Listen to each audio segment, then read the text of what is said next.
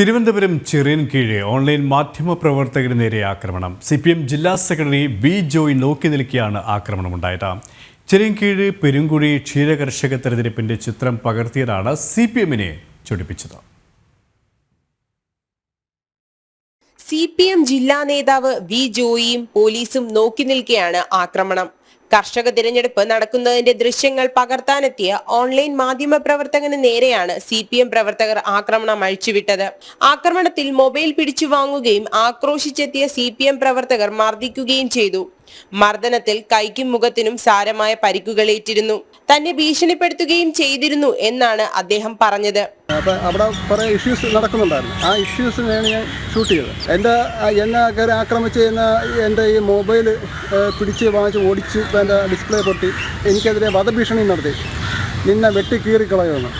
Standing committee chairman സുരയാണ് എനിക്കെതിരെ ഈ ആക്രമണം നടത്തിയതും എന്നെ ഭീഷണിപ്പെടുത്തി. എന്നെ വെട്ടി കീറിക്കളയുമെന്ന് പറഞ്ഞ് ഭീഷണിപ്പെടുത്തിയത്.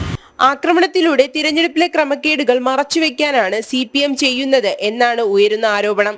മുൻപും ഇവർക്കെതിരെ ക്രമക്കേടുകൾ ഉയർന്നു വന്നിട്ടുണ്ട്. CPM ഭരണസമിതിക്കാണ് ക്ഷീര കമ്മീഷന്റെ ഇപ്പോഴുള്ള ചുമതല. ജനം, തിരുവനന്തപുരം.